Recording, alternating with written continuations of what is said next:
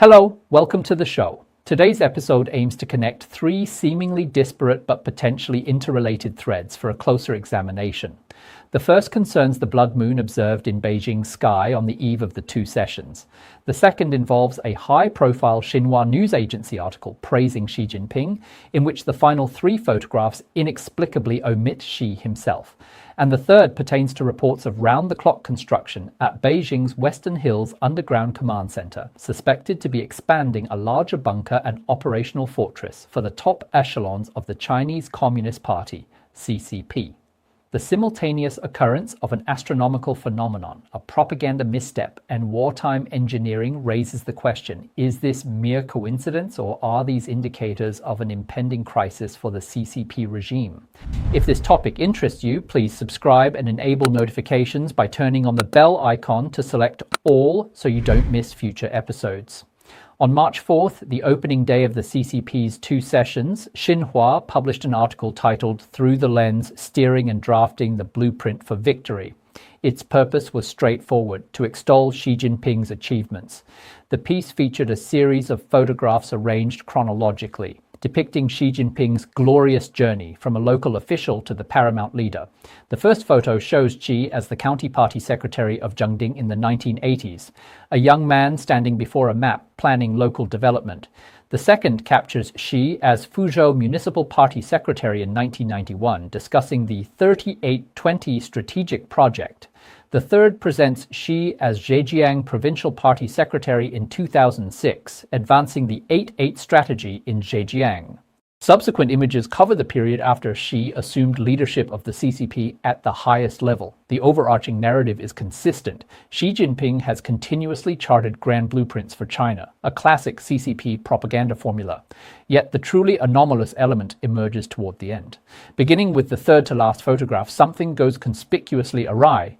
Xi Jinping vanishes. Yes, you read that correctly. Every preceding image includes Xi himself, but the final three photographs contain no people at all, no Xi Jinping, no officials, no staff. The frames show only the Great Hall of the People in Beijing, red carpets, and the famous traditional Chinese painting, "So many rivers and mountains so beautiful."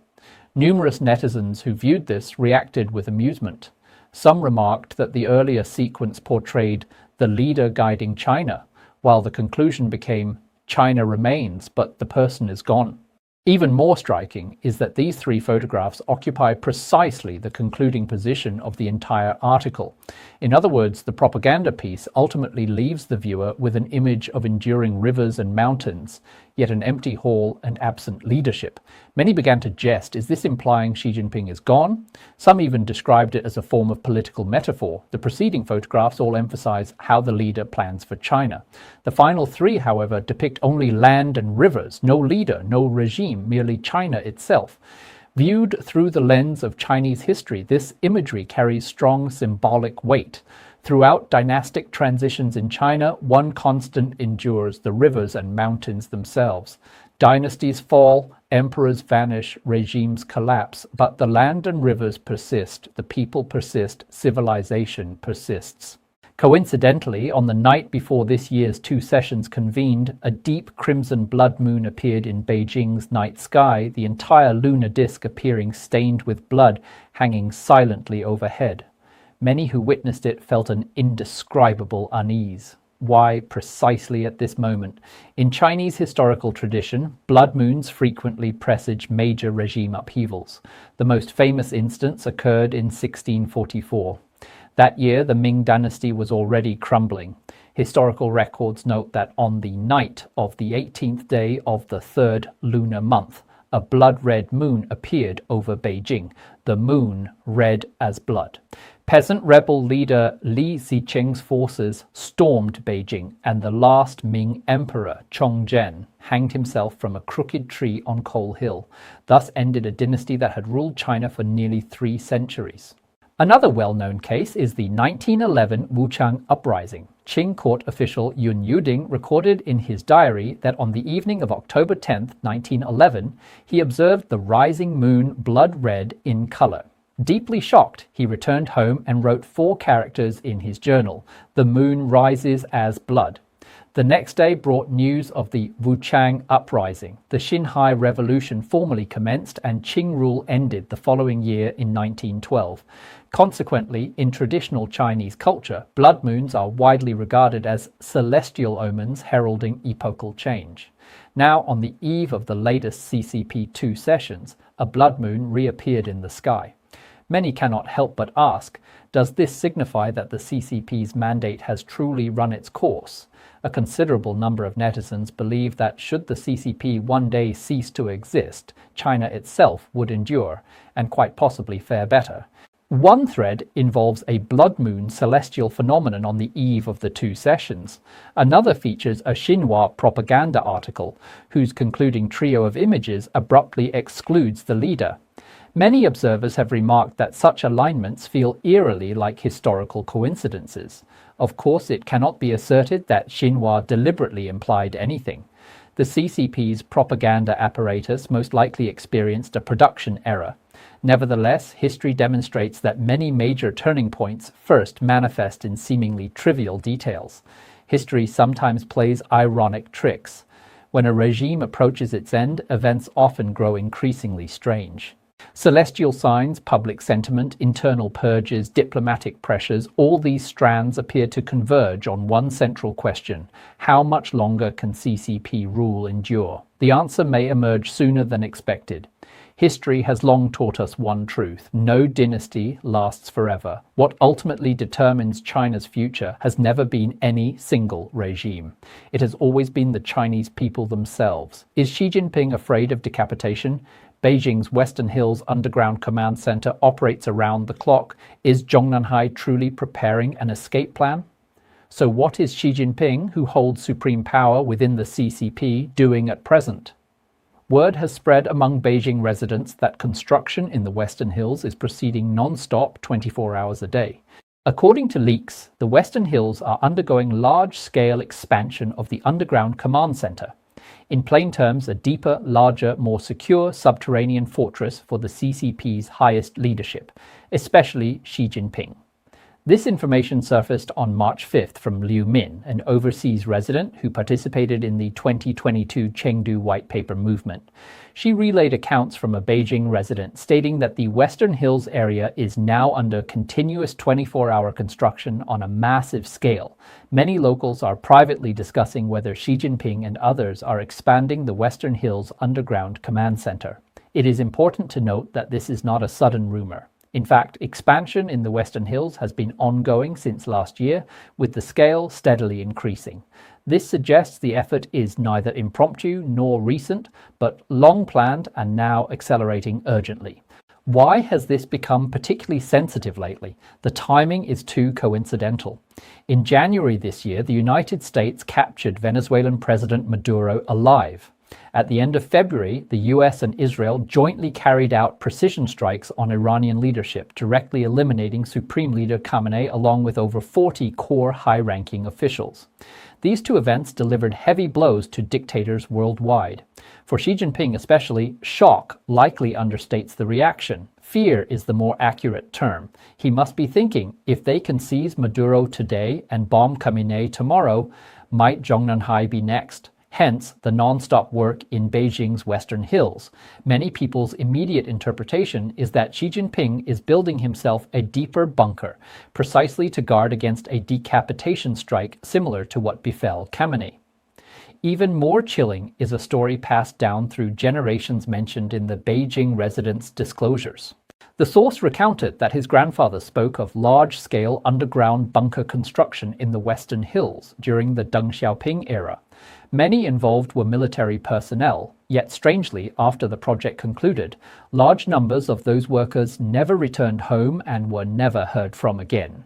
Families received only one explanation: sacrificed while performing special duties. Where? What happened? How did they die? No further details were provided. Thus, a terrifying folk rumor has persisted. Those who built the bunkers may have been permanently entombed with the structures themselves. Hearing this, one understands why so many Beijing locals now feel uneasy. They are not merely observing a construction site, they are recalling an entire pattern of CCP secrecy, secret projects, secret construction, secret death tolls. The more one knows, the greater the fear. What exactly is the background of Beijing's Western Hills? Quite a few media outlets have reported on it previously. In 2018, Hong Kong's South China Morning Post cited a government-funded geological survey indicating that beneath the Western Hills National Forest Park, about 20 kilometers northwest of Zhongnanhai, lies a nuclear bunker exceeding 2 kilometers in depth, constructed within limestone caves and comparable in scale to a small city. It is widely believed to house the Central Military Commission Joint Operations Command Center, the CCP's core military command hub, under extreme circumstances. In other words, in a real crisis, Zhongnanhai's top leaders need travel only a short distance to enter directly. By 2025, the British Financial Times reported on a gigantic new construction site covering 1,500 acres near Qinglong Lake, approximately 30 kilometers southwest of Beijing. Satellite imagery revealed enormous deep pits, high-strength reinforced concrete, extensive tunnel networks, and at least 100 cranes in operation. US intelligence assessed it as likely a new supersized military command center, potentially 10 times the scale of the Pentagon. What does this signify? The CCP is not merely patching an existing facility, it is reconstructing an entire, larger underground wartime command system. Outside observers have even named it Beijing Military City. Some directly call it the new Xi Jinping nuclear bunker. On-site features include prominent warnings prohibiting drone operations and photography, guarded entrances, and nearby businesses describing the area as a military zone. This level of restriction exceeds ordinary sensitive sites. It constitutes a highly secured military exclusion area. Consequently, many analyses now conclude that the original Cold War-era bunker in the Western Hills has likely been integrated into a vastly expanded underground nuclear-resistant network, forming part of the new system. This network is not confined to Beijing. According to independent media personality Wen Ming, Xi Jinping has constructed another, more advanced and concealed nuclear bunker military facility in his home province of Shanxi's Qinling Mountains, specifically prepared for strategic missile brigades and extreme wartime scenarios. The Qinling Range is naturally suited for hidden underground installations, high mountains, dense forests, abundant caves, complex terrain, and substantial natural depth. Surface appearances may show only inconspicuous ventilation shafts or entrances disguised as natural rock, while below lies an entire deep subterranean fortress complex. One can imagine towering ancient trees, swirling mist, deep valleys virtually inaccessible to outsiders, entrances concealed among rocks, protected by high-strength reinforced concrete security structures, anti-reconnaissance equipment, camouflage netting, and even multi-meter-thick heavy armored doors. Satellites struggle to detect them. Drones cannot approach. In wartime, this would serve as the CCP leadership's ultimate life-saving refuge. Even more extreme are outside rumors of 4 secret escape tunnels linked to Xi Jinping. The first runs from Zhongnanhai to the Western Hills Air Force Base. The second connects Zhongnanhai to Yukon Mountain, nominally a rest area for senior officials, but actually a provisional power core. The third proceeds from Zhongnanhai through the Great Hall of the People to Beijing Capital International Airport, the evacuation route should the capital fall. The fourth leads toward the Sichuan rear area. Why is Sichuan significant? Sichuan has long been regarded as the CCP's strategic rear, abundant underground facilities, substantial strategic depth, capacity to accommodate large populations. Combined with recent reports of some Guangdong factories planning relocation to Sichuan and Xi Jinping's repeated emphasis on Western development, outsiders naturally suspect preparations for war risks and strategic withdrawal in the event of Eastern contingencies. In plain terms, the logic is clear. If Beijing cannot hold, retreat to Western Hills. If Western Hills is unsafe, fall back to Qinling. If still insufficient, withdraw to Sichuan. This is not confidence. It is thorough preparation for the worst-case outcome. Moreover, what truly keeps Xi Jinping awake at night is likely not only external strikes, it is also internal distrust. In recent years, internal purges within the CCP have grown increasingly severe. Anti-corruption efforts have evolved beyond investigating officials into near-family extermination purges. Parents, spouses, children, siblings, even in-laws may be implicated. The result? Surface silence in officialdom, but deep-seated resentment. Many comply not out of conviction but fear, not loyalty but coercion. Thus, Xi Jinping now fears both American bunker-busting munitions and those around him. Externally, bunker busters; internally, fractured loyalty. This is the true driver behind escalating security measures and bunker expansion. But are bunkers truly effective? CCP engineering expert Qian Qi-hu once confidently declared that the party's underground protective works form an impenetrable golden bell.